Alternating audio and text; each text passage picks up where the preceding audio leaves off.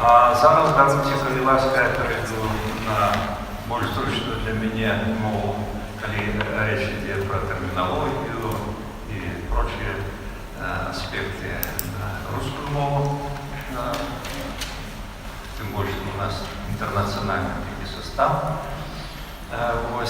И, значит, нагадаю, что наш уважаемый первый модератор, скажем, ее предыдущее, значит, мероприятие обратил наше внимание на то, что мы достаточно жестко придерживались регламента. Так?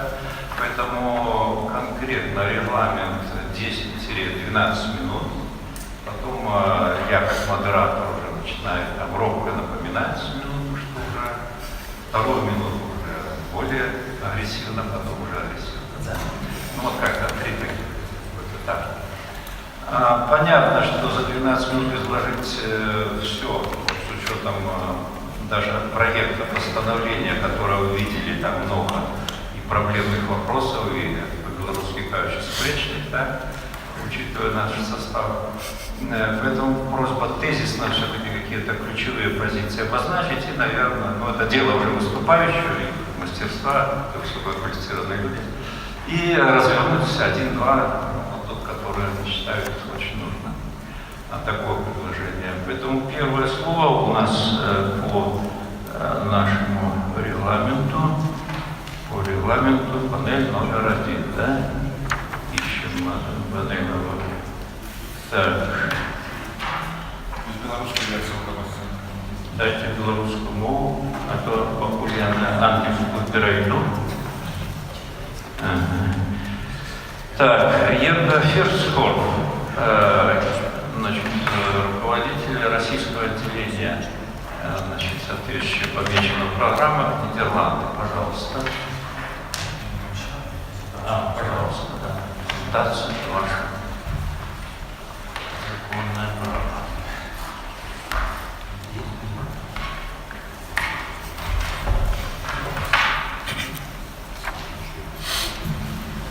Good morning, everybody. Dobro Uta. I will speak in English, if you don't mind, because it will be easiest for me. And I think actually a lot of you do understand English, but we can afterwards also discuss in Russian. It won't be a problem. My presentation is also in English. I would like to thank also Ostrogowski Center, the Embassy of the Kingdom of the Netherlands, and the Embassy of Poland for the invitation. I hope it won't become aggressive today and that I will keep to my time allocated. It's my first time in Minsk, so I don't want to make trouble. I very shortly introduce you who I am, who we are, so you have an understanding what is the background. My name is Jenke Verschoor, I'm from the Netherlands, but I work in Russia, in Moscow. I work for a Dutch organization called EP Nuffic. And EP Nuffic, as you might know, is an organization such as the German DAAD or the British Council, Campus France. We work on internationalization in education. So why internationalize? I don't think I need to tell you why it is important. You see it also on the slides behind me, and so I'm going to read them all out. But I think the reason why we are here is to talk about this. I'll get back to it. Even in the Netherlands, which is a very internationalized country as to education, there is criticism. Why do we spend money on this? Why do we spend money on changing our curriculum in English? Why don't we stick to the Dutch language? Well, for criticism there's always space, of course. But behind me, you see, and I underlined here in red, not long ago an article was published in all Dutch newspapers based on numbers from our organization EP Nuffic, that international students, they don't only work well for the reasons I mentioned before or that were on the slide, but for those who are skeptical, it also brings in a lot of money to the economy. 1.5 billion euros for the Dutch state bring international students. So if you are among those that don't believe in international education as a way for human rights, we can also think of it in economic terms. I work in Russia, and Our office is based in Moscow since 2009. You might wonder why is someone who works in Russia and with Russia in Belarus. I do understand it's two separate countries, but I hope that in the future we will be able to work also in Belarus. I met already with a few universities, and in a way, of course, it's logical perhaps to look at Belarus from our office in Moscow. We don't have so many offices around the world, and this one is the closest. Very shortly on what we do, I'm not going to read it out. We do a lot of generic promotion for study in Holland, which is obvious, but we also try to attract Dutch students to Russia. And this could also mean Dutch students to Belarus. Why not? A very important issue are alumni activities, and I'm very happy that Jaroslav mentioned that he studied at Utrecht University, and he said it's a good university. And then I'm confident to tell you that I also studied at Utrecht University. Alumni are very important. They are ambassadors, obviously, of studying in a certain country, so we should all make use of them. You see a few pictures of what we do in Moscow and in the regions with our alumni. They are people connected still to the Netherlands, and people who give back something to society. You see in the right below corner, it's an elderly home outside of Moscow which we support, and obviously in the middle you see we also cycle. The challenges that were mentioned in the working paper and also in the program that we face, I'll shortly go into a few of them. First of all, we shouldn't reinvent the wheel, which I believe is very common and a given, but very important to mention. Working in Russia and traveling a lot there in the regions, I see a lot of people they try to set up things that have been done already in many other countries. Well, and as it comes to bicycles, you know where to go to. And I shortly want to give you an overview of how the education system looks like in the Netherlands. Why do I do this? In the discussions I had with a few of the representatives of the Belarus and Minsk universities, I understand that the process, the bachelor-master system, is of course in its very, very early stages, and it's not easy to put a specialist, the education as it is from the former Soviet Union, to squeeze 5 years into 4 years bachelor, for example. It needs a lot of reform. In the Netherlands we have a binary system, a system of research universities and of universities of applied sciences. Well, these research universities, such as Utrecht University, they are internationally ranked. So everybody knows them, and they're very well known, and it's easy to find those universities that you want to work with. The University of Applied Sciences, they are not internationally ranked. So as the Netherlands, we need to sell them differently. And that also maybe gives experience that we can share with Belarusian universities. Because we need to find a way how to sell the pluses of these universities to the European higher education area.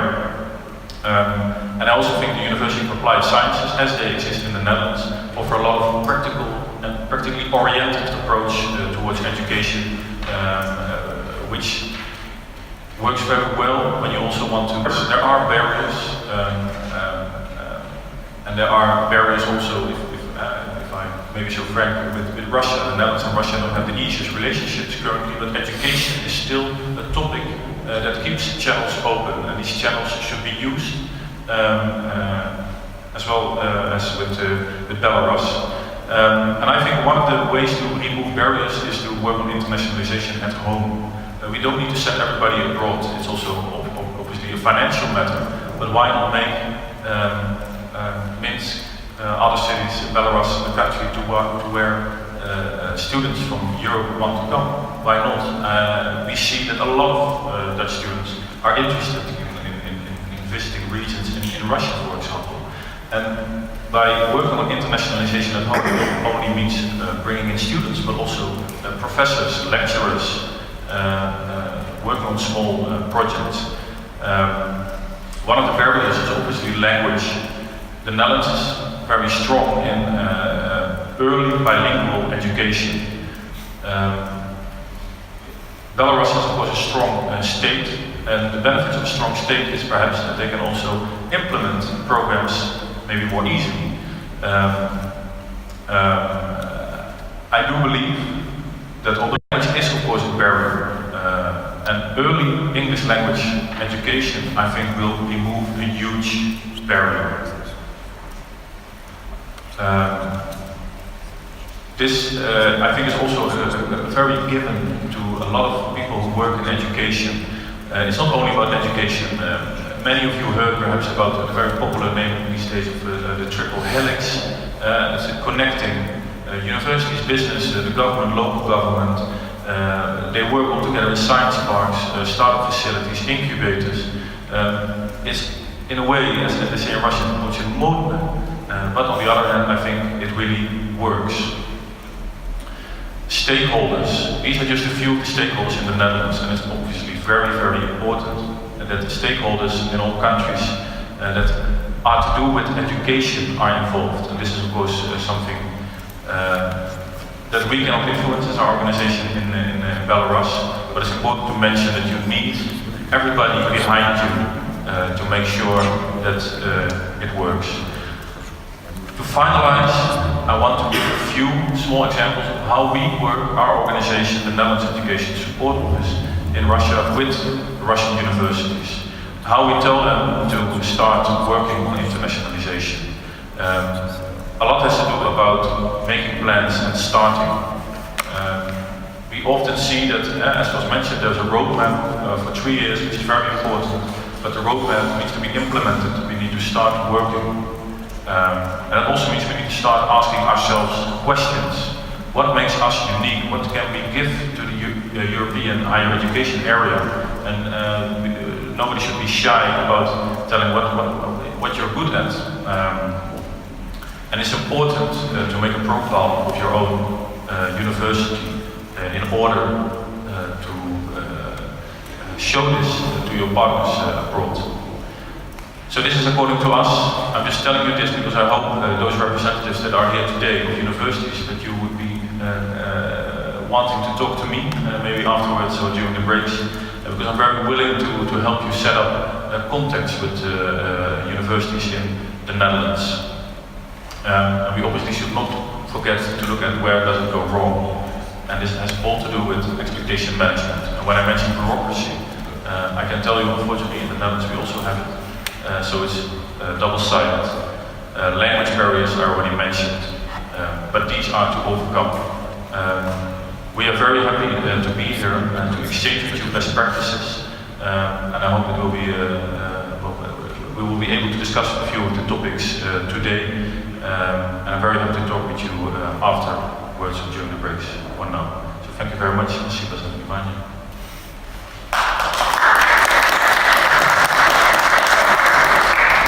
Спасибо большое, Герке. Абсолютно точно, королевская точность по времени, все уложились. Уважаемые коллеги, какие вопросы будут, пожалуйста? Может, в конце все вопросы? Да? Может, в конце все вопросы? Да, регламент там. Тогда следующий выступающий у нас, уважаемый Сергей Витохин.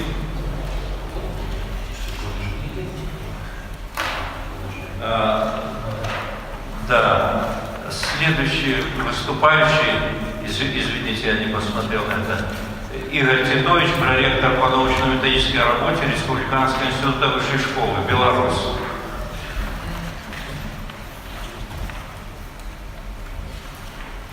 Добрый день, уважаемые коллеги. Если позволите, я на русском языке, потому что слайды на русском языке, хотя на белорусском говорить не проблема. Позвольте для начала представиться.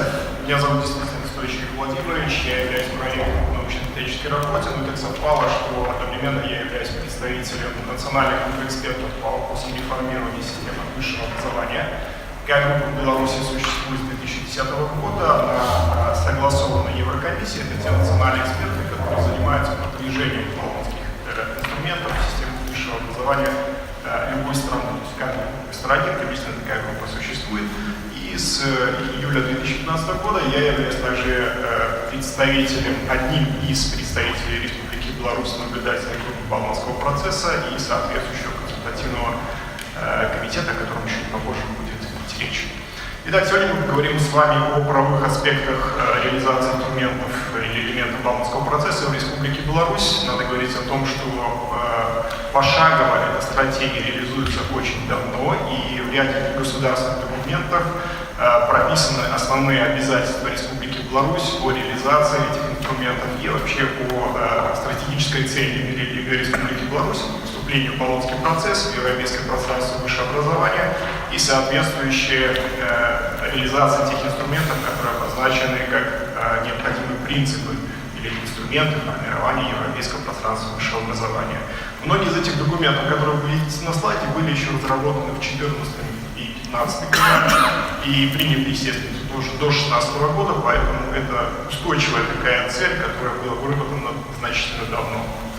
Непосредственно, если говорить о реализации инструментов европейского пространства высшего образования в национальной системе высшего образования, то здесь детализация изложена в соответствующем приказе, который вы видите на слайде. Приказ ввел национальное правовое поле обязательства Республики Беларусь по реализации всех элементов дорожной карты.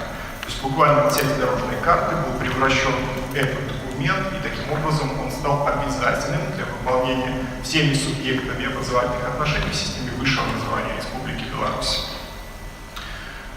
Если говорить непосредственно о том, кто участвует или какой следующий уровень правовой регламентации, то необходимо говорить о том, что есть соответствующий орган в Республике Беларусь, это Совет ректоров, Республиканский совет ректоров высших учреждений образования, на соответствующих заседаниях которых, президиумов или заседания Совета ректоров, непосредственно рассматриваются принципиально все элементы или все нюансы реализации инструментов Болонского процесса в национальной системе высшего образования Республики Беларусь.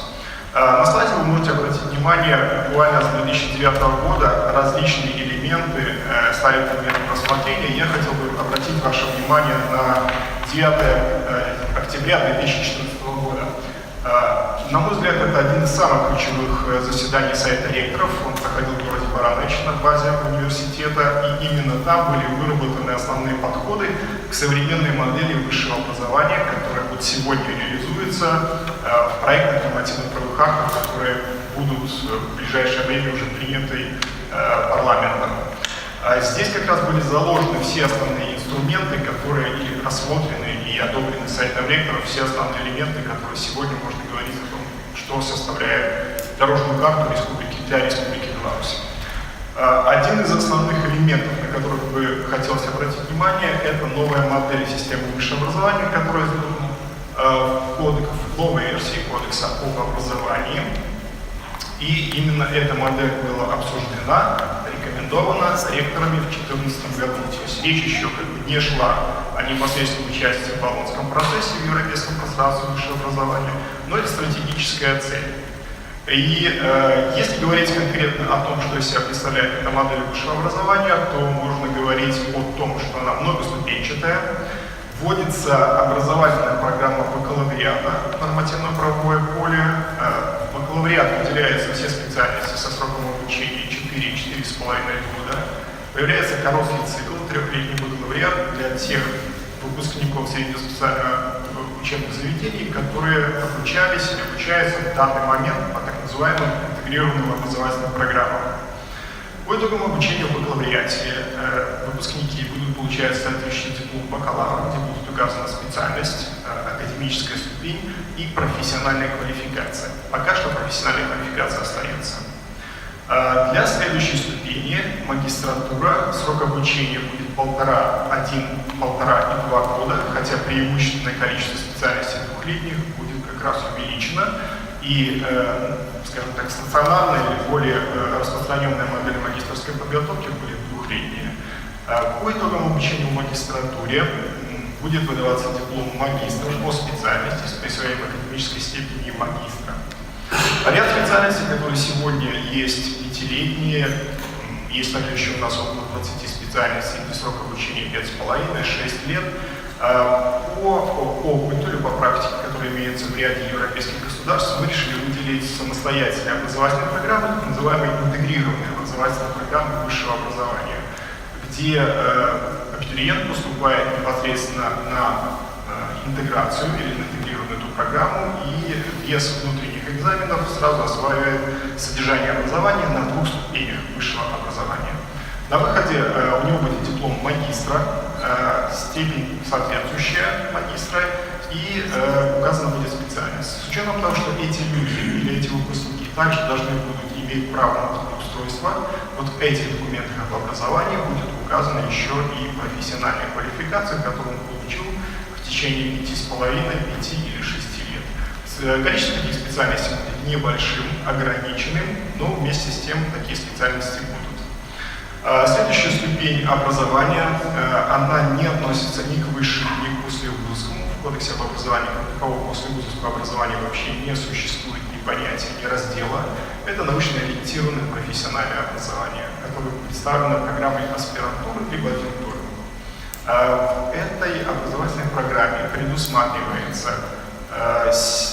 кроме того, что имеется сегодня, имеется в виду академическая исследовательская работа, которая выполняется в учреждениях образования, исследователями или аспирантами, появляется образовательный процесс, который полностью формируется самим непосредственно учреждением образования.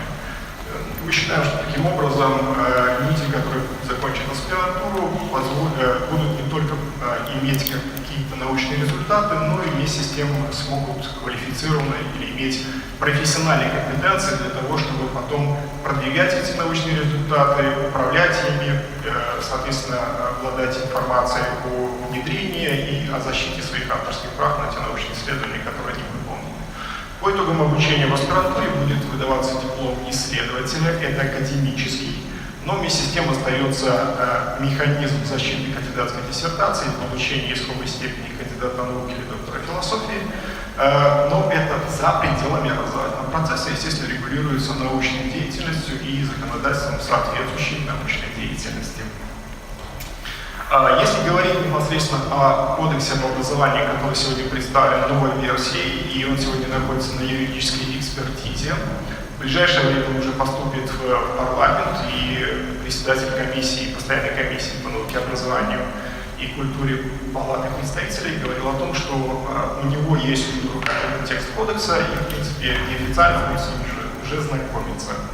Итак, какие основные нововведения, касаясь системы высшего образования, заложены в кодексе, еще раз напоминаю, что эти подходы – это выработка Совета ректоров 2014 года.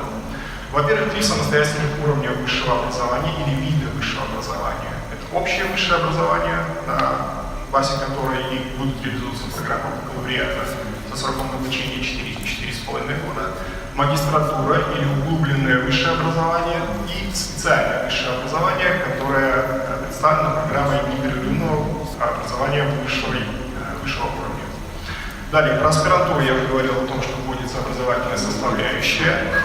Далее есть формулировка для системы высшего образования, для всех видов высшего образования, выдача местной выписки из зачетно-экзаменационной ведомости, которые сегодня получают на руки студенты или выпускники. Это выдача приложения к документу образования, которое является эквивалентом общеевропейского приложения к диплому.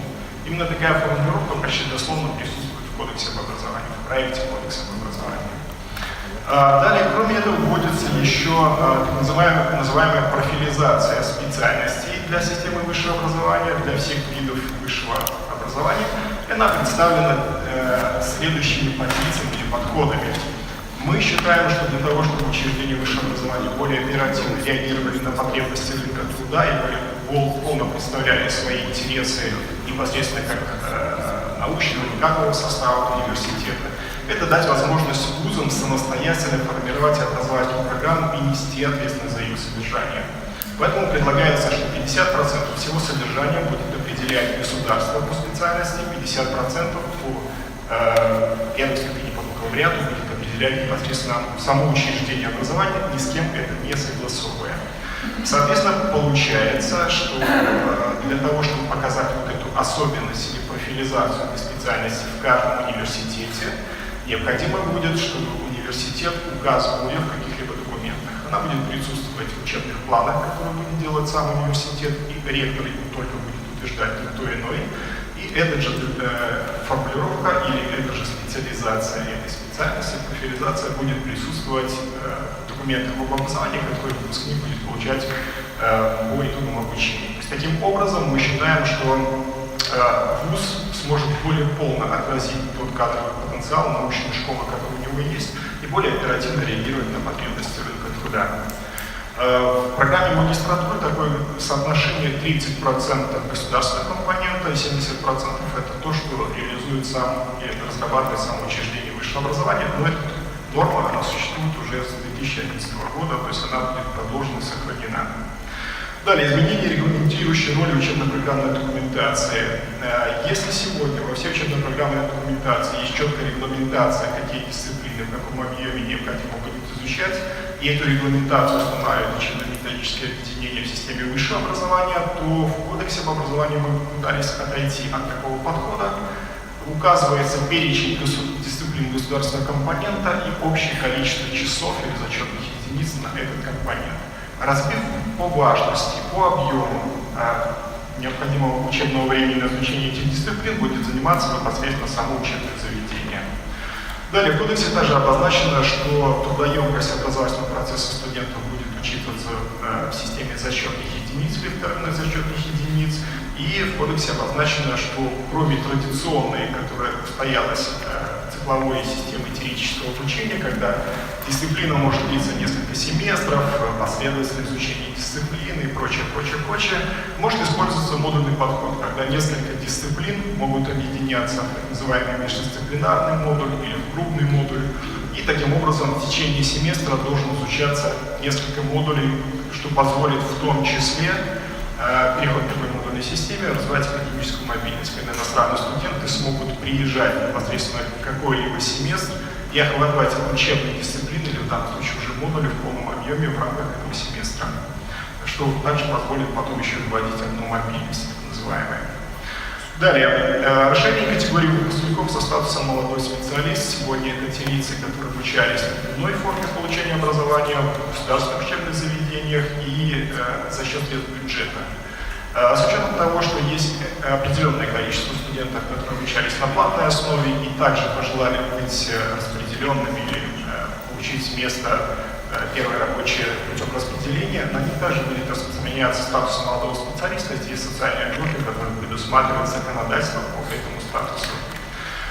Еще одно нововведение, которое получило уже практическую реализацию в виде экспериментальной деятельности, это сетевое взаимодействие. Это очень широкий термин, который предполагает и совместные образовательные программы, и академическую мобильность.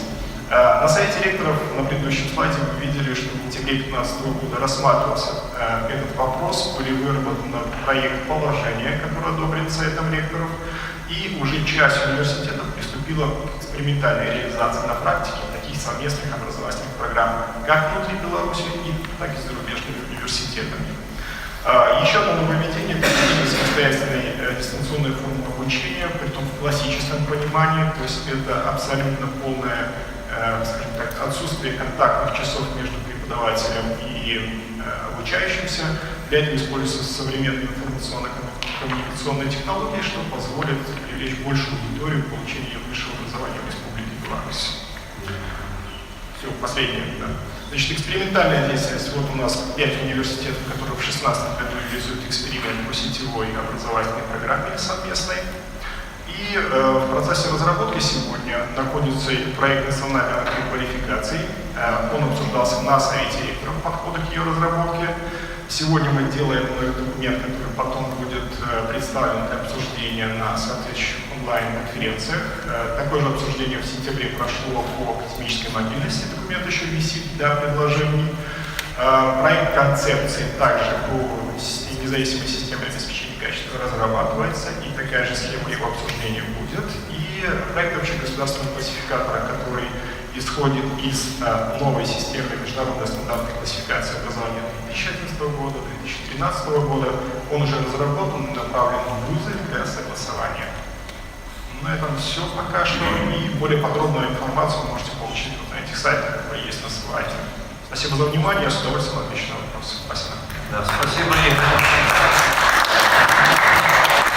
Уважаемые коллеги, я не перебивал докладчика, потому что очень много информации, да, это, по сути дела, за всю систему высшего образования в компактной форме представлена была информация, проще было дискутировать, так? Но регламент не намного превышен.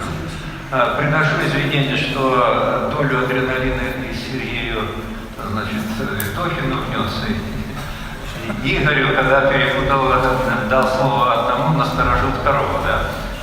Значит, уже настоящее пришествие второе, Сергей Витохин, заведующий кафедрой физико-химических методов сертификации продукции Белорусский государственный технологический университет. Пожалуйста. Сергей Витохин, рад слышать. Я дал заранее свою презентацию. Микрофон Здесь пока готовится презентация. Ну, вообще такие аудитории обычно озвучивают. Я знаю, что это должен быть переводчик. Пока презентация открывается, я хочу сказать, что я из своей большой презентации сделал маленькую, которая сегодня будет показана по той причине, что у нас присутствуют не вполне владеющие языком русским. Я сделал маленькую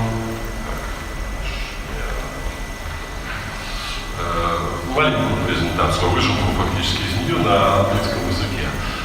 Поэтому не обижайтесь за то, что она меньше, чем принято и оформлена, может быть, не столь красиво. Я хотел рассказать о том, что же такое дорожная карта для Беларуси и какие сложности у нас имеются, что еще не выполнено в этой карте в отношении проблем обеспечения качества. Значит, срок исполнения этой карты 3 года был установлен, с 2015 года прошло уже половина этого времени, и поэтому пора понемножку начинать собирать карту. Значит, что же у нас предполагается по дорожной карте и что у нас хорошо и что плохо? Я не буду давать подробный анализ других, кроме, собственно, качества проблем. Надеюсь, что в других панелях другие докладчики зацепят эти вопросы более подробно и дадут необходимые комментарии. Мы сейчас видели, что в Беларуси делается очень много таких масштабных реформ, наверное, высшая школа еще не претерпевала. Это пока все в планах.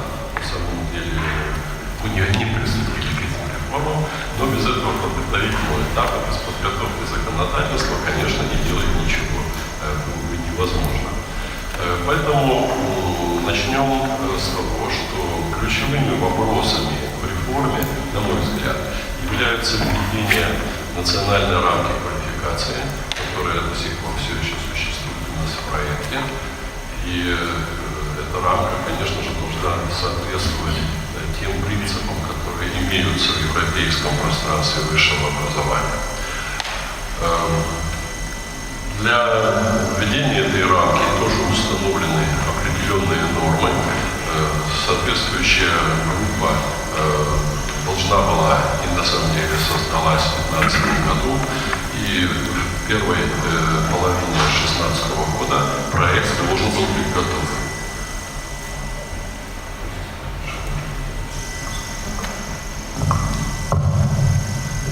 Извините, технические сложности небольшие возникли. Значит, пока, по крайней мере, опубликованного проекта этой рамки нет, и поэтому обсуждать результат этот рано. Трехуровневая система высшего образования, или правильнее 3 цикла, если пользоваться терминологией Болонского процесса, она у нас существовала по факту ранее, существует сейчас и в модернизированном виде будет существовать и далее. Ну вот мы уже видим некоторые разночтения. Как с ними бороться, я пока не знаю, как это объяснить, тоже не могу. Если в документах Болонского процесса для undergraduate cycle, то есть то, что мы бакалаврам сейчас хотим назвать, предусмотрено 180-240 кредитов, то мы допускаем на 270. Ну, я надеюсь, что это будут исключения, а не правила. На самом деле, на мой взгляд, проблема состоит не в том, сколько там кредитов, сколько лет обучения, а в том, что мы бакалавриат строим как несколько урезанную подготовку специалистов. Но урезать-то можно, но что мы хотим получить взамен? Мы хотим получить того же специалиста, или мы хотим получить человека с высшим образованием совершенно другого типа? Сегодня однозначного ответа на этот вопрос, я думаю, нет. Кроме того, в эту систему может быть внедрен механизм переноса кредитов. У нас он вроде бы тоже существует, но он не в полной мере соответствует руководству европейскому по этой системе. Поэтому здесь, по-видимому, тоже еще работа определенная предстоит. Как я понимаю, этим вопросом республиканского института ШШКУ занимается достаточно, как сказать, внимательно. Значит, по вопросам обеспечения качества, декларация, вообще-то говоря, дорожной карты виновата. Все очень коротко сказано. Должно быть создано независимое ключевое слово агентство по обеспечению качества в соответствии с европейскими стандартами и руководствами ЕСГ, документ, который в 2015 году в новой редакции был принят. Ну, дальше вот мы это расшифруем, очень короткий тезис. Вообще дорожная карта – это компактный документ, но за каждым компактным выражением в нем стоит еще несколько документов. Вот здесь я упомянул ЕСГ. Это 30 дополнительных страниц. На предыдущем слайде руководство по системе переноса кредита, еще 30 страниц нового текста и так далее. В общем-то, любой пункт он требует еще кое-что почитать. Вот, например, следующее признание результатов образования. Ну, для этого нужно еще иметь в виду, что есть Лиссабонская конвенция, есть пояснительные доклады по Лиссабонской конвенции, есть пояснительные доклады по отдельным пунктам пояснительных докладах этой конвенции. То есть, когда мы говорим соблюдение какого-то пункта конвенции, то за этим следует очень много разных, может быть, на первый взгляд, незначительных деталей, которые могут изменить кардинально представление о том, что делается и как это. Ну, в любом случае, до конца 2016 года должна была быть проведена оценка нашей правовой базы и практики применения в области признания. К концу 2017 года должен быть выработан план, в соответствии с которым необходимые изменения в законодательстве вноситься. Это, конечно, связано с кодексом образования, который в следующем году будет принят. Надеюсь, что там нужные все разделы будут учтены. Инструменты прозрачности, инструменты качества, их называют и так, и так. Я здесь всего лишь два отмечу важных документа, которые господин Викторович в докладе уже упоминал. Это внедрение системы переноса кредитов как механизм, как инструмент обеспечения и мобильности, и качества тоже. И второе – это разработка и внедрение приложения к диплому, которое будет выдаваться автоматически всем выпускникам, в том числе на одном из распространенных языков. Русский язык не имеется в виду, европейских других языков. Форма эта разработана, в принципе, она уже существует и уже выдается в этом случае. Вот есть пример примеры, что уже реализация пошла, но пока она не в том объеме, в котором дорожная карта предполагает. Дальше раздел мобильности, то есть обменов между университетами на уровне профессуры, исследователей и студентов. Ну, надо сказать, что кое-что делается, конечно, в этом плане. Обмены идут, и вот голландские наши коллеги готовы содействовать такому обмену. С другими странами тоже такие возможности существуют для обмена, но, к сожалению, наше государство не может пока выделять достаточно средств для того, чтобы это интенсифицировать. Ну, вот количество студентов, которые за наше бюджет выезжают для обучения за рубеж, превышает 150 человек. В прошлом году, по-моему, цифра была 115. Поэтому это незначительное совершенно количество. Если говорить о европейских подходах, то, конечно, мы не дотягиваем в порядке, они просто чуть-чуть подбирают. Я говорю В плане образования через всю жизнь и социального равенства и справедливости, лучше так говорить, то я бы здесь упомянул только один пункт, который касается системы распределения специалистов. В дорожной карте указано, что эта система должна быть изменена, то есть не отрицается возможность управления на работу, но только в тех областях, в которых действительно существует дефицит специалистов. А для всех остальных не видится сообществом европейским, что в этом есть какая-то необходимость, а есть ограничения права.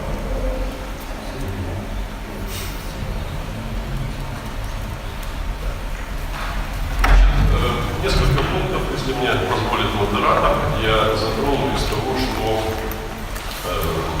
касается, собственно, подпунктов уже по обеспечению качества и, в частности, европейских стандартов и руководства, что выполняется, что не выполняется.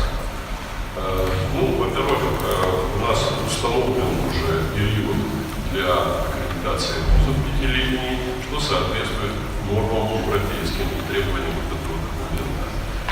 Затем, то, что не соответствует, это необходимость учета эффективности внутренних систем качества. У нас под этим подразумевается в настоящее время только система менеджмента качества по ISO 9001, что явно недостаточно и не реализуется. Следующее. Вовлечение стейкхолдеров и заинтересованных лиц в процедуры и процессы, связанные с обеспечением качества. У нас не привлекаются и, в общем-то, нет особых даже механизмов на сегодняшний день, как это делать. Значит, дальше процедуры, связанные с оценкой качества и аккредитацией, как мы привыкли это называть. Во-первых, отчет о самопроверке. У нас вместо него предоставляется фактически техническая справка о том, как обеспечивается учебный процесс. Поэтому отчета как такового нет. Кроме того, он не публикуется, что тоже противоречит рекомендациям, существующим в Европе, и требованиям дорожной карты. Оценка у нас производится группой посещающих вуз экспертов, что соответствует всем требованиям. Группа готовит доклад, это тоже правильно, однако этот доклад опять-таки не публикуется. Группа не включает студентов, что тоже неправильно, но зато она работает по установленным критериям. Хорошее мнение сейчас обсуждать не будет. Главное, что они есть, они одинаковы для всех участников этого процесса. Значит, существует также механизм для подачи жалоб, апелляций. То есть можно не соглашаться с мнением экспертизы, и это тоже положительный момент. Процедуры, образовательная политика в области обеспечения качества. У нас занимается этими ответственный департамент, который входит в состав Министерства образования. Его миссия, задачи определены положением в этом департаменте, однако недостатком в работе департамента является отсутствие привлечения стейкхолдеров, заинтересованных лиц в состав этих комиссий и выработки процедур. Главный недостаток здесь это отсутствие независимости. Это прямо написано в дорожной карте. Кроме того, это агентство, департамент не публикует отчетов о своей деятельности. Единственное, что сегодня можно найти на сайте Министерства образования, это некоторые типовые ошибки. Ресурсы обеспечено это агентство, с этой стороны все имеется так, как необходимо. Нет периодической оценки деятельности самого этого агентства. То есть министерство соглашается, либо не соглашается, что там все хорошо, но какой-то специальный механизм отсутствует. Какие можно сделать выводы? Итак, у нас в стране есть агентство, которое действует в соответствии с установленными правилами. Система эта достаточно надежная, с определенной позицией, но сам статус этого агентства и методы работы не соответствуют требованиям европейских норм и стандартов. Пока это агентство не сделало никаких практических шагов, возможно, готовится какая-то реформа. Господин Жидович знал, что этот вопрос обсуждался на совете ректоров, но пока от самого департамента мы ничего не слышим, по крайней мере, разумных публикаций конструктивных там. Мое предложение, наконец, департаменту перестать играть в секретную организацию и выйти в открытый мир, показать, что они собираются делать. Спасибо за внимание. Спасибо.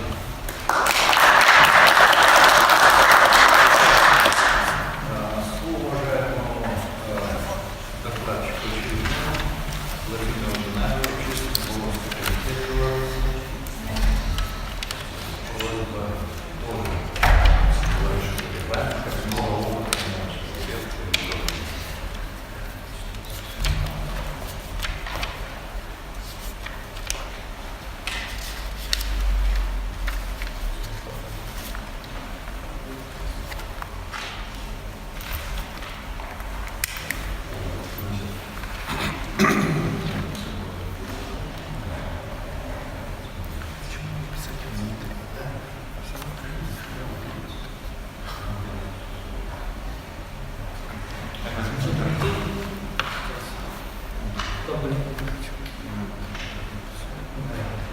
Добрый день.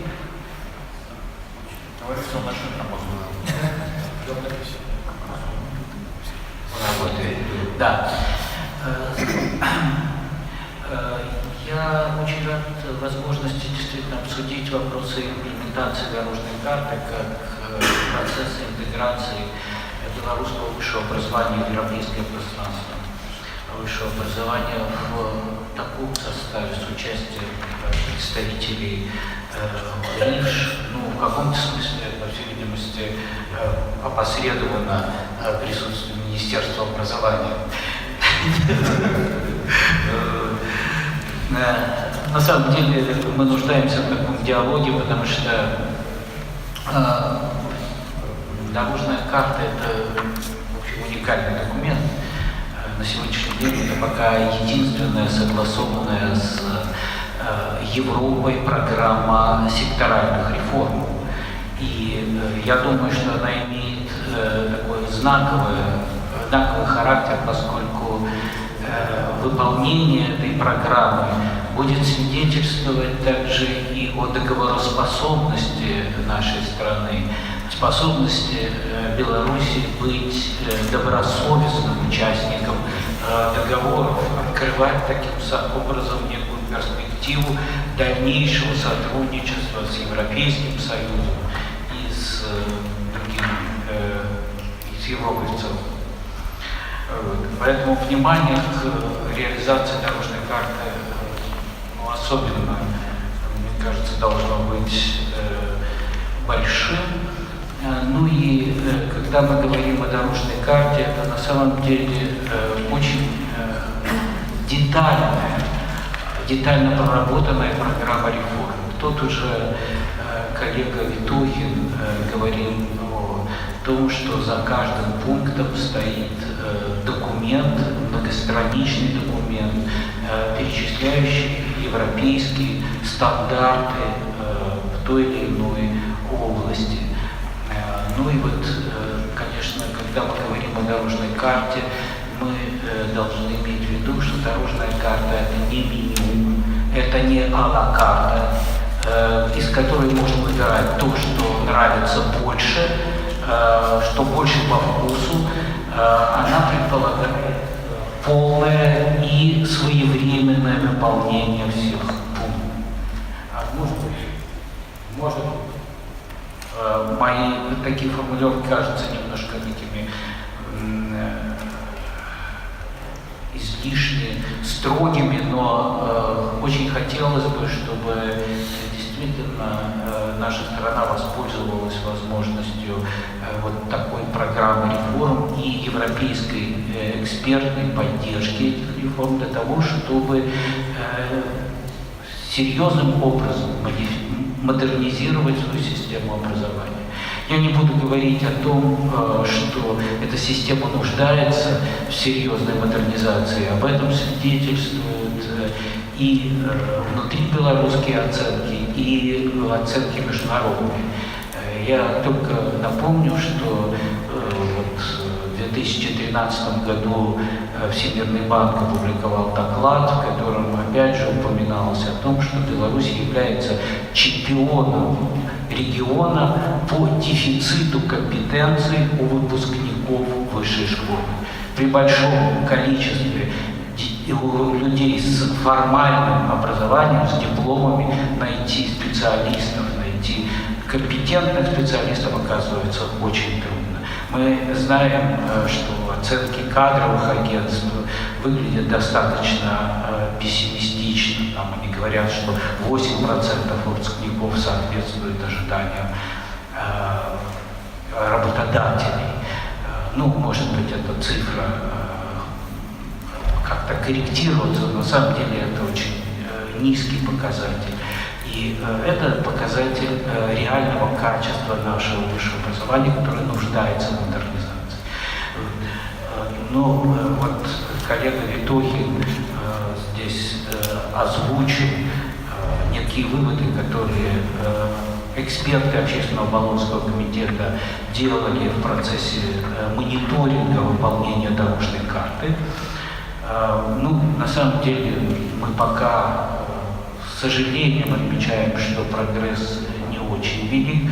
Мы признаем огромные заслуги РИВШ в деле, так сказать, разработки правовых каких-то основ реформ высшего образования. Мы понимаем, что делается все, что они могут сделать, но пока вот, на сегодняшний момент из того, что сделано, мы могли бы так оценить результат имплементации дорожной карты в пределах где-то 9-10% от намеченного. Это пока еще очень много, учитывая, что дорожная карта рассчитана была почти на 3 года, и срок завершения дорожной карты вот этого периода имплементации требований дорожной карты уже очень близок.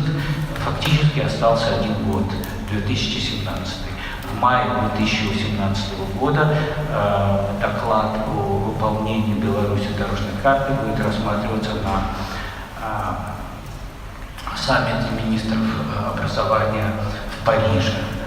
Ну вот, конечно, это как-то добавляет тревоги, и мы надеемся, что хотя бы частично то, что было обещано, будет сделано, но частично это не значит полностью и в срок. И особенно вызывает тревогу выполнение обязательств Беларуси по имплементации академических ценностей в национальную систему образования. Академические ценности – это понятие, которое в болонских документах появилось после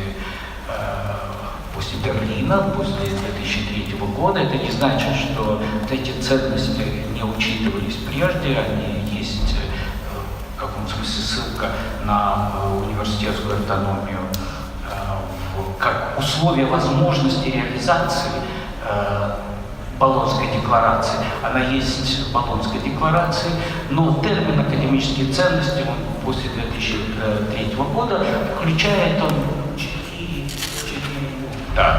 это академическая свобода, университетская автономия или национальная автономия, равенство возможностей и демократические принципы.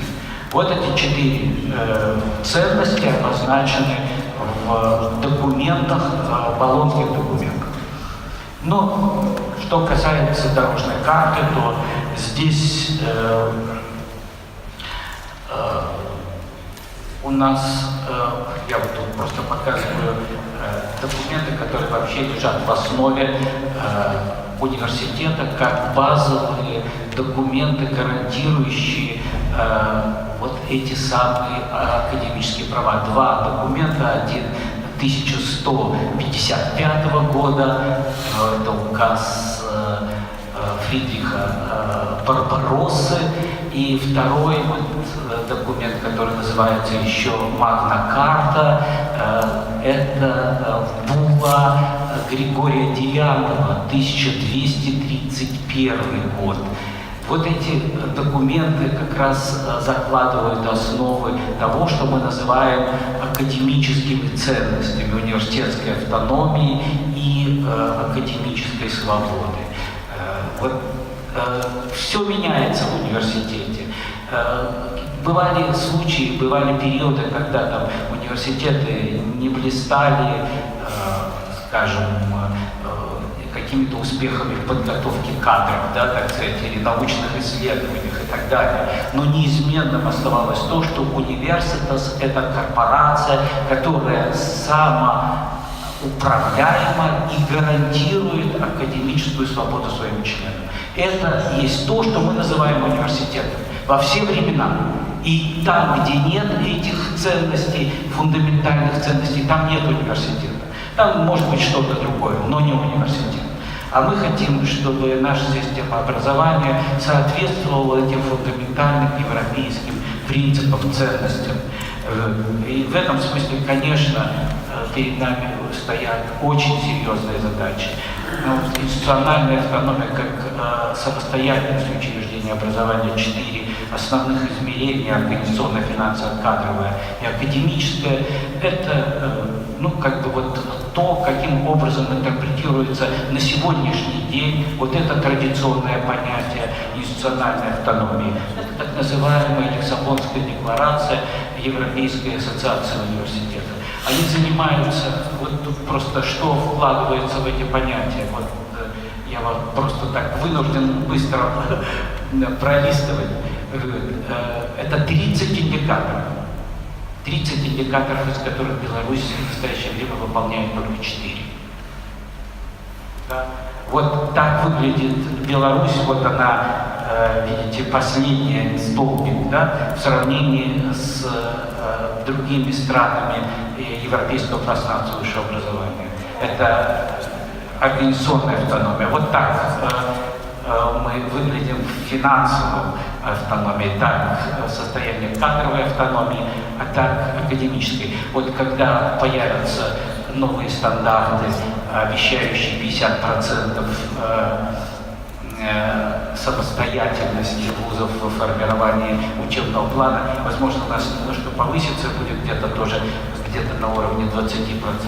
Но в целом, конечно, это достаточно такая печальная картина. Работать есть над чем, да, так сказать.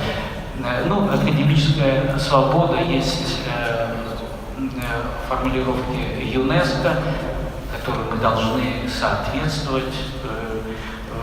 Ну а что говорит дорожная карта по поводу того, что мы должны имплементировать? Есть вот два документа, которые подлежат имплементации. Это Великая хартия университетов и рекомендации ЮНЕСКО. Простите, рекомендации Совета Европы. Эти документы, что касается карта Магна, то это в большей степени декларация, а что касается рекомендаций ЮНЕСКО, то это очень конкретный документ, имплементация которого, мне кажется, даже не начиналась. Но видите, что мы должны были дать предложение парламенту по принятию мер о включении этих документов к середине 2016 года. Срок прошел, пока этих предложений нет. Магна карта, это понятно, тут независимость университетов политической и экономической власти, неотделимость учебного процесса в университетах от исследований, свобода преподавания, исследования, обучения и так далее. Белорусские университеты начали подписывать, пока один университет подписал, 4 стоят в очереди, но среди этих 4 есть Гродненский университет, который отличился уже, так сказать, своими достаточно массовыми репрессиями академическими в 2013 году, 2014 году. Я не знаю, будет ли это на самом деле соответствовать ожиданиям.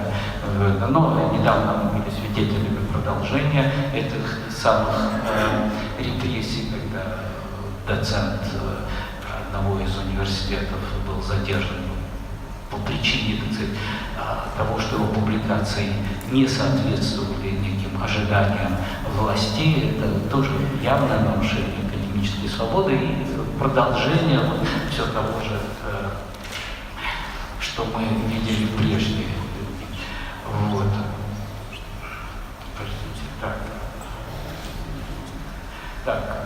Что касается рекомендаций Совета Европы, они очень специфически озаглавлены в отношении ответственности государства, обеспечения академической свободы и социальной автономии. Вот что мы должны зафиксировать законодательно. Вот эти рекомендации, у меня времени мало, я не могу их, так сказать, озвучить, и поэтому я просто показываю. В конечном счете эти рекомендации достаточно многочисленны, достаточно детальны. Вот. Мы сделали просто индикаторы, которые позволяют более наглядно представить, что ожидается в соответствии с этими рекомендациями, ориентируясь опять же на другие европейские документы, включая и Лиссабонскую декларацию Европейской ассоциации университетов. Вот я сейчас вам просто листаю, так сказать, вот этот список, я не буду его озвучивать, вы скорее прочитаете его глазами. Но вот, скажем, закрепление за коллегиальными органами, советами УВО, право устанавливать размеры зарплат, выбирать ректоров, устанавливать численность студентов и так далее. Наверное, самое главное, конечно, это выбор ректоров и их ответственность перед академическим сообществом. Пока этого нет, разговор о том, что у нас Совет ректоров является неким, так сказать, общественным органом, на мой взгляд, звучит, так сказать, несколько так преувеличенно, потому что ректоры — это чиновники, назначенные властью, ответственные перед начальством, а не перед академическим сообществом. Вот. В частности, что касается... Да, хорошо. Я постараюсь очень быстро закончить. Я эти индикаторы. А вот теперь как они выполняются? Вот здесь у нас нолики стоят. Вот. Это даже не важно, что тут написано, важно, что вот у нас есть два пункта, по которым частично эти рекомендации имплементированы, а остальное все нули. Вот. И вот так, на наш взгляд, можно в инфографике выразить продвижение Беларуси по имплементации академических ценностей. На наш взгляд, вот это такой печальный результат. Да? Вот. Мы очень хотели бы радоваться успехам и достижениям белорусской системы высшего образования. К сожалению, пока нам приходится скорее огорчаться неудачам или, по крайней мере, отсутствию прогресса. Но уж никак не злорадствовать по поводу того, что этот прогресс столь незначительный. Спасибо.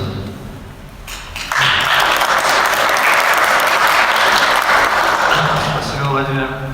Уважаемые коллеги, самое интересное время, набравшись терпения, есть возможность так вот уже распрямить и высказать все, что вы думаете по этому поводу. Поэтому, пожалуйста, вопросы очень кратенькие и также краткая некая своя позиция, если что-то уже, вы считаете, можно зафиксировать и среагировать. Пожалуйста. Я бы хотел просто попросить, користовували мікрофон, там буде один той части зала и один люди в этой части зала, как перекладчики могли чуть. По возможности представляйтесь, пожалуйста. Как говорят, там уже коллега взял микрофон.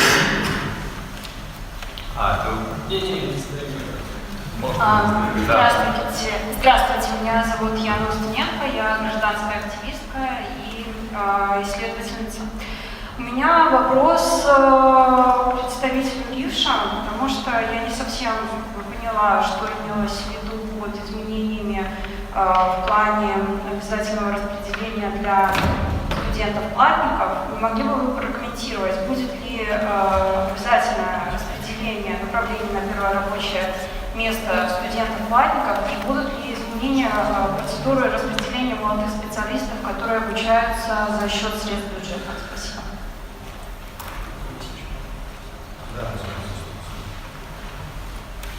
Спасибо большое за вопрос. В своем выступлении я говорил о том, что статус молодого специалиста будет распространен на тех студентов-платников, которые захотят распределяться. Это их право, их желание. Не более того. Такая система сегодня имеется, и у нас около 2000 платников распределяется. Но тогда в чем заключается вот это изменение? Получается никакого изменения? В том, что на них появляется или на них распространяется социальный код с учетом статуса молодого специалиста. Чего они лишены сейчас. Простите, пожалуйста, а остальные, они не молодые и не специалисты? Но сейчас, если специалист распределяется, платник, то он получает статус молодого специалиста. Юридически он этот статус не получает. В законодательстве четко определено, что подразумевает статус молодого специалиста и какие социальные льготы он получает. Платных студентов там нет до сегодняшнего дня. Что несправедливо. Да, пожалуйста.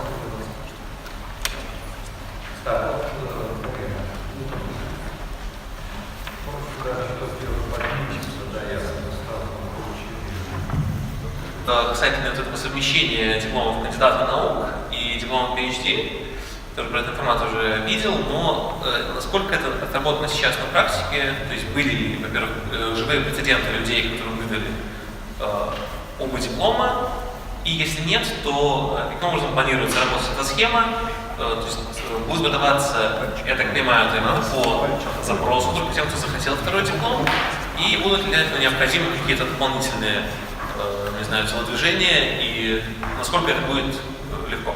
Спасибо. Спасибо большое. Вопрос, в принципе, интересный, только надо разграничивать. Есть дипломы об образовании и дипломы о научной степени или научном звании. Мы сейчас говорим о научном, о кандидате, К сожалению, я не могу за вас отвечать, я не работаю в этой сфере, я работаю за образование, могу говорить про дипломы об образовании. По аспирантуре это диплом исследователя. Все это академический документ по итогам академического образования. По итогам научных изысканий и научных действий по защите это соответствующий документ, который не относится к документам об образовании. Сегодняшний указ президента, я такой же пользователь законодательной базы, как и вы, я в указе вижу, что да, действительно написано, что кандидаты наук по заявлению ВАКи могут получить вместо диплома кандидата наук соответствующий диплом PhD. Там, по-моему, установлены категории, но я не знаю, насколько распространено выдача таких документов пока что. В кодексе об образовании такого документа об образовании нет. он не может появиться как образователь. Спасибо. Можно я? Вот реплика, трактовка вот на этот вопрос. Значит, я не так давно с этой проблемой сталкивался. Значит, на самом деле проблемы не существует. Есть отработанный механизм, есть правила в ВАКе, в соответствии с которыми любой, получивший звание кандидата в Советском Союзе, либо в Беларуси, может быть преобразован в PhD. То есть не вместо, и то, и другое будет действовать одновременно. Так что этот механизм существует, и я надеюсь, что он не используется.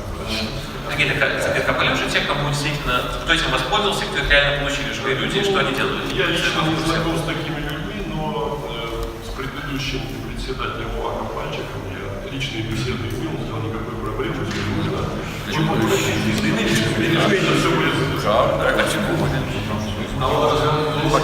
Мне казалось, что другое уже.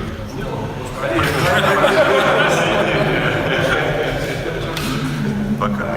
Очень кратко. У меня нет, это я по какому немножко вопросу. Вот тут было сказано о том, что имплементация в национальное законодательство осуществлялась через приказ номер 628. Приказ 628 в юридических базах отсутствует. Несмотря на наши многочисленные попытки узнать, что же на этом тайном приказе содержится, все эти попытки были безуспешны. Может быть, вы просветите нас, что это за да, что это за 628 приказ, который является секретным? Владимир Александрович, любое законодательство у нас в Республике Беларусь это открытая сфера, и у нас конституционное право знакомиться с законодательством имеется. В Республике Беларусь, в соответствии с указом президента, основным органом, который является распространителем правовой информации, первым, неважно, где этот документ распространен этим органом, это Национальный центр правовой информации, который выпускает базу данных и все остальное. Все законодательство должно быть там. Если чего-то там нет, эти товарищи всегда говорят, что обращайтесь к ним, они дополнительно изыщут этот документ, потому что не всегда оперативно эта база пополняется законодательными документами, в том числе и образовательными стандартами. Насколько я помню, это была проблема не в том, что он не пополнен, а в том, что на нем, насколько я помню, стоит гриф ДСП, и из-за этого он недоступен. В чем, собственно, возникает странность? Насколько я знаю, в Министерстве образования, по-моему, нет в функционале таких документов, как ДСП. Вот это не уровень Министерства образования. Что есть странно? Этот документ, на самом деле, приказ, это дорожная карта в кратком изложении. Не более того, с датами и с исполнителями. С учетом того, что там почти в каждой графе стоит ривш, вот, то что вы там хотите дополнительно увидеть? Хотелось бы увидеть сам документ. Сам документ, еще раз говорю, что это полностью текст дорожной карты, который перенесен в законодательство. Замечательно. Плюс, если хоть один человек в зале, который видел 628 приказ. Если в зале человек, вернее, хоть один человек, который искал. Я думаю, да, или мало. Вот, Вы видели, коллеги, как реплика и как предыдущего злоупотребил Игорь Владимирович Таковар. Нет, еще раз говорю, что если законодательства нет, у нас практика точно Уважаемый такая. коллега, задают этот вопрос один раз, я уже показал. Микрофон. так покажите. Покажи. Действительно, я видел его, смотрел, что мной головой как-то помню. Думаю, что в нем такого выдающий секрет? Да, там краткое изложение дорожной карты, плюс план мероприятий. Я рассудил это, посмотрел этот план, как ведомственный, кому что сделать, какой срок и кому тянуть голову, так сказать. Поэтому тут проблема такой корректности. Внутриведомственные рабочие документы, их много очень. Есть смысл на общую публику выносить. Мы же любим все поправлять, как Козербург, извините за выражение. Простите, пожалуйста. Поэтому не вижу этого никакого уже секретного. 628 он даже вот устарел. Да, хоть совершенно адекватный. Как можно говорить об имплементации законодательства положения дорожной карты, если документ, имплементирующий законодательство, эту самую дорожную карту, недоступен? Ну, вот в этом проблема, понимаете? Неважно, насколько так он соответствует там, современному состоянию. Важно, что ненормально, что документ, который издан в июле 2015 года, до сих пор мы не можем обнаружить. Не можем обнаружить его в вузах, и практически никто, может быть, ректоры видели, но никто больше не видел этот приказ. Владимир Александрович, ваше возмущение услышат Игорь Владимирович и передаст в инстанцию. Все нормально.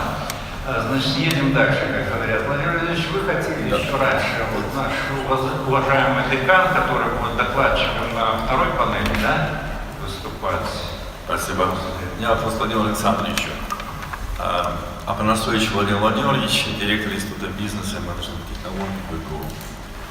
Когда мы оцениваем или пытаемся как-то позиционировать с точки зрения качества образовательной системы, конечно, мы используем различные критерии. У меня, как руководителя высшего учебного заведения, на первом месте, конечно же, стоит качество выпускников. Вот вы назвали цифру 8% выпускников вузов соответствует определенным ожиданиям работодателей. Ну, об этой цифре, конечно, можно говорить, и о технологии ее оценки, но, допустим, вот то, что вы говорите, их хартия, и, в общем-то, и вот все академические свободы, допустим, это все у нас реализовано. И что? Вы думаете, эта цифра у нас поменяется мгновенно? Вот, как можно все-таки связать? То есть вы переживаете за вот эти вещи, но ведь с точки зрения работодателя нам нужны качественные выпускники.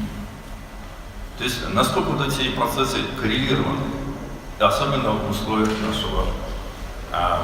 нашего современного общества, не только белорусского, но и вообще европейского. Спасибо за этот вопрос, потому что на самом деле это вопрос очень серьезный и глубокий. Как связана там, скажем, эффективность и качество с ценностями, однозначно ответить на этот вопрос трудно, почти невозможно. Ну, иногда говорят, что посмотрите на топовые университеты в рейтингах мировых. Практически все университеты, занимающие высшие места, обладают высокой степенью автономии и гарантиями академической свободы. Понятно, что никаких чудес не произойдет, если мы гарантируем академическую свободу, университетскую автономию на законодательном уровне. Это еще не значит, что что-то серьезным образом изменится в академической жизни и в качестве образования. Владимир Владимирович, я вам отвечаю. Да, так вот, я хотел сказать, что, конечно, когда мы говорим о качестве образования, мы имеем в виду, конечно, ориентацию университетов на рынок труда в большей степени, чем на рынок образовательных услуг. Сегодня наши университеты, наши вузы, они вполне рыночные, поскольку они ориентированы на спрос на образовательные услуги. Но вот на спрос рынка труда они ориентированы в значительно меньшей степени. И более того, нет механизмов, которые бы обеспечили вот эту вот связь. В рамках, так сказать, дорожной карты, вообще, как бы, в этой философии европейского пространства высшего образования, при всех, так сказать, бюрократических издержках, есть такой механизм, который называется национальная рамка квалификации или профессиональные стандарты. И профессиональные стандарты могут действительно работать на повышение качества образования, если они будут с умом сделаны и использованы. Но для того, чтобы они были с умом сделаны и использованы, необходимо, чтобы у нас были сильные профессиональные ассоциации, чтобы у нас работодатели имели возможность и экспертную, и финансовую реально участвовать в формировании вот этих требований к компетенциям и участвовали в управлении качеством образования в вузах. Вот у нас фактически есть такой механизм, как участие работодателей в советах УВО. Но много ли,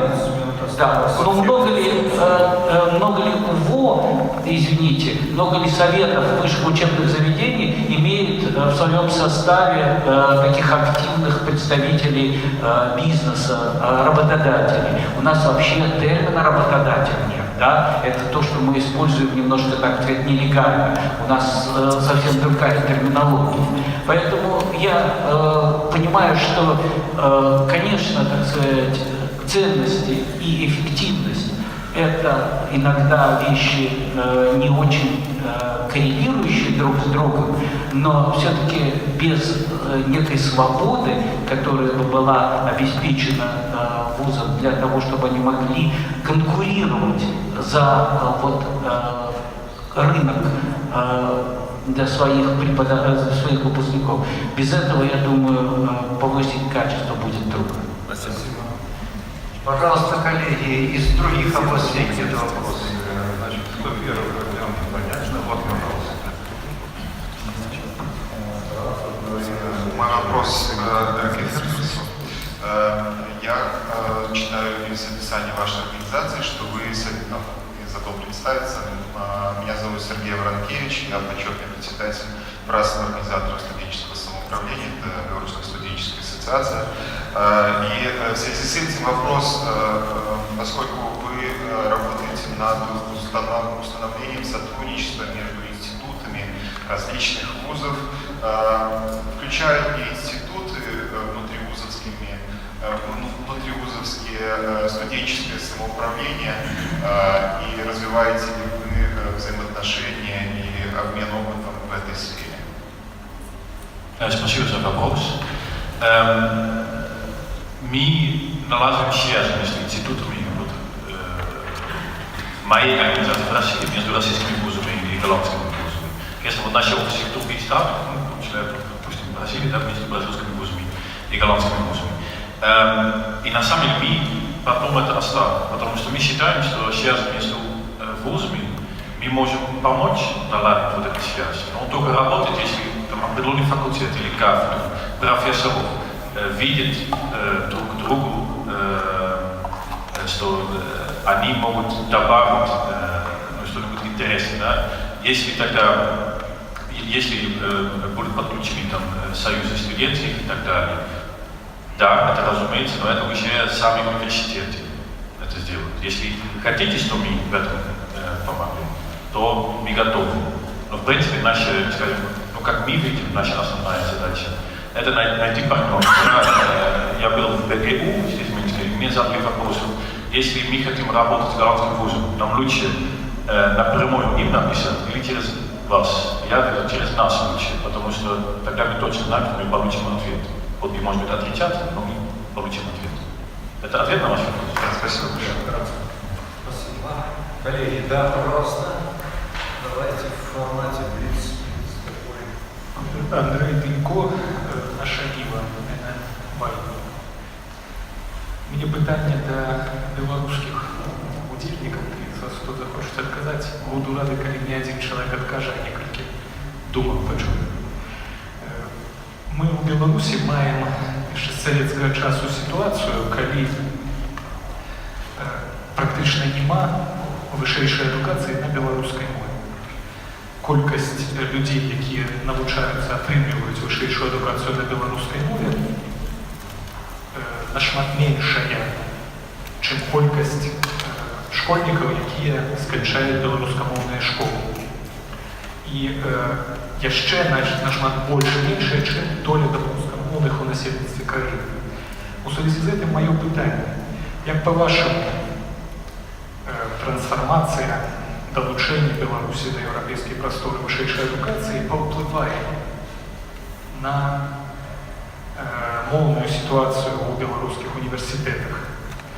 И другое питание. Долучение Беларуси до европейской простору высшей эдукации, какие оно дает возможности для оживления того, что называется позитивная дискриминация, с метой выровнивания былых несправедливостях у этой сферы, какие магчымасці для падтрымчых дзеянняў для беларускай мовы і беларускамоўнай адукацыі яна адкрывае. Дзякую.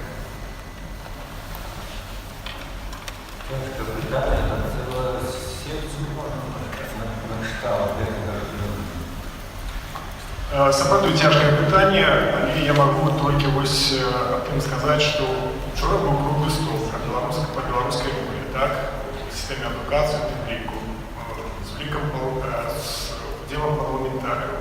Вынікі круглага стола я таксама пакуль не ведаю і бачу і ў сродках масавай інфармацыі. Мне здаецца, што гэта таксама такая тэма менавіта для кансультацый і абгрунтавання грамадства. Цяжка сказаць, наколькі зараз у сістэме вышэйшай адукацыі распаўсюджанасць беларускай мовы ёсць. Напрыклад, наш інстытут не займаўся падлікам такіх спецыяльнасцей ці дысцыплін, якія выкладаюцца на беларускай мове. Аб гэтым цяжка сказаць наконт вашага пытання, але я думаю, што ў кароткім часе мы зоймемся якраз гэтым аналізам. Дзякуй за пытанне. Можно я отвечу? Я вот буду политически некорректным и отвечу по-русски. Статистика есть. На белорусском языке полностью обучается 0,2%. За последние где-то 7 лет в 5 раз сократилось число студентов, которые обучаются на белорусском языке. Не на смешанных русско-белорусских, а на белорусском языке. Ситуация действительно весьма печальная, и Общественный Болонский комитет в своем альтернативном докладе, который был направлен в саммиту министров образования, на это обращал внимание как на один из очень важных пунктов социального измерения высшего образования. К сожалению, в дорожную карту это вот то, что вы называете позитивной дискриминацией, не вошло, там только финансовое равенство, так сказать, различных категорий студентов заложено. Но я считаю, что, знаете, хотя бы такой шаг надо сделать. Пусть бы хоть Болонский процесс заговорил на белорусской мове. Вот, понимаете, ведь у нас же все документы, которые опубликованы, в том числе и в РИФ, они только на русском языке. То, что делает сейчас Общественный Болонский комитет, мы переводим на белорусский язык основные документы Болонского процесса. Вот сейчас мы вместе с Мувананова делаем глоссарий, белорусский глоссарий болонских терминов. Но, может быть, если вот РИФ этим заинтересуется, мы можем предоставить вам этот глоссарий на белорусском языке, чтобы вы могли его и на своем сайте опубликовать. Мы заинтересованы в том, что это максимально распространялось. Мы думаем, что в течение следующего года мы переведем на белорусский язык основные документы Болонского процесса, и они будут доступны уже и по-белорусски. Но, конечно, к сожалению, пока не очень понятно, что может быть сделано радикально для того, чтобы изменить ситуацию дискриминации белорусскоговорящих студентов. Но это надо делать обязательно, потому что без этого, мне кажется,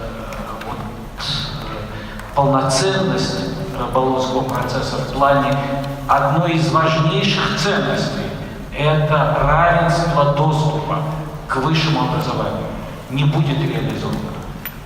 Итак, белорусский язык — это тоже одно из таких критических пунктов реализации Болонского процесса. Уважаемые коллеги, в дополнение, видимо, в заключение этой сложной и действительно очень важной, актуальной проблемы, значит, хочу сказать, вот Игорь Владимирович Мовчинцев, мы с ним разговаривали в рабочем порядке, он нормально реагирует на то, чтобы такой словник был размещен у нас на сайте Болонском, который как раз собирает завершать к началу учебного года. То есть будет открытый сайт, который позволит многосторонний обмен мнениями, информациями и представление как раз вот тех документов, о которых здесь и спрашивалось. Кроме этого, отдельные представители РИВШ, я в частности этим являюсь, принял участие в технологической разработке на белорусской мове технологического словаря, глоссария, с коллегами, в том числе и Нового, организаторы и общественный Болонский комитет, ряд других, это инициаторы в этой важной вещи. Можно думать, что это первые такие ласточки приятные, документы другие будут на белорусском мову переведены. Это можно только приветствовать, чтобы вот лед так тронулся. И мы надеемся, что будут не только пожелания со стороны коллег, которые задают вопросы, но, наверное, и активное участие в этом. То есть у меня есть что-то, можно ли? В таком плане. Значит, уважаемый наш Ярослав сказал, что поскольку мы начали с опозданием, то минут на 10 мы можем дискуссию продолжить, поэтому прежде чем представить слово очередному коллеге, мне хотелось бы уже как модератору такому неожиданному обратить ваше внимание. Здесь очень подробно проректор нашего РИВШ рассказал, где можно в электронном формате посмотреть, и у вас останется его доклад. Там очень много информации, которая дает достаточно объемное представление, что делается. Делается много невидимой работы. Пока тот кодекс будет принят, видите, в парламент он пойдет, и 17-й год его будут со всех сторон, там и прочее. Идет уже напряженная работа. В частности, на сайте РИВШ в открытом доступе вывешено третий уже согласованный вариант проекта стандарта магистратуры. То есть это стандарт поколения 3+, в болонском формате. Для информации, в болонском формате проработаны на уровне компетентностных моделей стандарт 2-3 поколения белорусских. Как танцоры на местах его исполняют, немножко другой вопрос. Стандарт 3+, он наиболее приближен к дорожной карте, и говорил Игорь здесь Титович о том, что 50% компонент ГО, академические свободы вузов относительно учебного процесса, я не затрагиваю финансовые, кадровые и другие свободы, о которых говорил коллега Дунаев очень правильно. Обратите внимание, что появился впервые проект стандарта магистратуры. Это тоже 30 числа был семинар по ректоров республиканский очередной. Они у нас постоянно сейчас проходят. И там закладывается проболонская норма ярко выраженная. Кроме этого, издательство РИВШ выдает журнал «Высшая школа». Обратите внимание, что уже второй год очень много статей и публикаций, которые непосредственно касаются подзаконным актам, как это не парадоксально, которых еще нет. Дорожная карта, реализация Барановичского этого саммита, о котором говорилось. В частности, в последнем номере, номер 5 журнала «Высшей школы», опубликована статья «Особенности проектирования универсальных компетенций стандарта 3+». Контекст взят болонского процесса, адаптивные практики российских университетов и так далее. И статья Артемьевой опубликована, директор центра нашего нормативно-методического РИВШ Артемьевой, переход на модульное обучение и планирование стандартов на модульной основе. Я сам являлся на протяжении многих лет руководителем группы разработчиков стандартов белорусских. Так вот, хотел бы сказать, что наша задача стандартизаторов, мы все выкладчики, преподаватели, это уже хобби у нас стандартизация, была великая возможность, я всегда говорил и улыбался при этом, что децентрализировать белорусские стандарты. Норму вам открыли 50% децентрализации в области учебного процесса. И, наверное, Владимир Владимирович, уважаемый декан, подтвердит, иногда у ректоров некоторых вызывают панику. А что нам делать с этими 50%? Я не знаю, что у студентов должно вызвать, они еще не прочувствовали это. Это 50% компетенций, перечень компетенций, модули, которыми ты закроешь и которых у тебя нет, потому что традиционные дисциплины разобраны, учебное пособие и диагностика, хотя бы это что-то.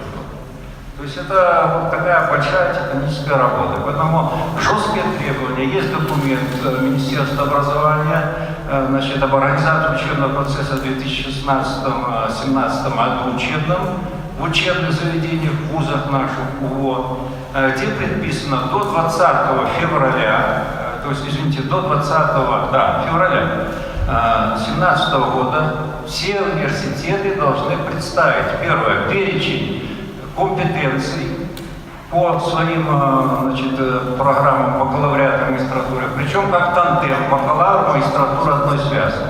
Контекст, болонские, собственная преемственность квалификационной модели и так далее. Напряженная, интересная работа. Но, и 5 месяцев идет экспертиза этих компетенций. Плюс модули, которые будут закрывать, это одновременно представлено, и учебный план, которым предлагается матрица компетенций. Здесь очень много говорилось о структурных реформах Болонского процесса, инструментах Болонского процесса, так, очень хорошо рассказывалось. О содержании, в принципе, мы не говорили. Оно охватит обязательно и ректорат, и бедных преподавателей, и не менее бедных студентов, потому что наряду с мобильностью и свободами есть вещи, которые называются просто учебный труд. Ну, извините, что я позволил себе такой пассаж. Какие еще вопросы есть? То есть на нашем сайте вы можете все это увидеть и так далее. Пожалуйста, да. Вадим, где слово. Добрый день, центр Острогорского. Питання до білоруських удільників панелі. Скажіть, будь ласка, на вашу думку, наколькі на різних узровнях акторів, які відповідають за едукаційну політику і за реалізацію реформів, наколькі існує розуміння того, що інтернаціоналізація і долучення до європейської простору ширшої едукації – це вигідно для країни, для їх самих. Ці, може бути, хтось бачить у цьому погрози ніякі. От, хотілося б почути. Ну, я маю на увазі розгляд від університету, міністерства до вищого керівництва країни, хоча там уже про це говорить складно. Кто будет с нашего боку отказываться?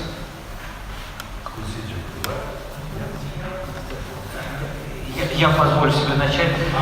Да, я могу позволить себе достаточно свободно на эту тему поупражняться, поскольку в отличие от чиновников мне ничего не грозит. Мне кажется, конечно, есть в целом серьезная проблема, связанная с тем, что на высшем политическом уровне, по крайней мере, публично, поддержки реформ болонских мы не слышим, а скорее слышим нечто противоположное. Вряд ли это способствует особенно такому интенсивному труду по модернизации нашей системы высшего образования. Есть проблемы, на мой взгляд, тоже очень серьезные, связанные с несогласованностью интересов различных ведомств и противоречий в смежном законодательстве, что тоже тормозит эти реформы. Но когда речь, есть еще, конечно, сопротивление на уровне вузов, ибо совсем не обязательно академическое сообщество жаждет перемен, скорее наоборот, оно достаточно консервативно, и министр об этом неоднократно говорил, о том, что студенты в большей степени ориентированы на перемены, чем преподаватели, что преподаватели в основном, по крайней мере, в какой-то своей значительной части остаются консервативными. И есть, как мне представляется, такое консервативное сопротивление вообще широкой общественности, которая боится реформ. У нас же ведь на самом деле уже воспитан такой страх реформ, уже каждая, следующая реформа лишь ухудшает положение. Но это такая советская традиция. История советского образования – это 8 неудачных реформ. Каждая последующая пыталась корректировать проблемы предыдущей, еще более усугубляя их. Поэтому там всякие мифы про советское образование надо, наверное, забыть и смотреть трезво и реалистично на то, что происходит.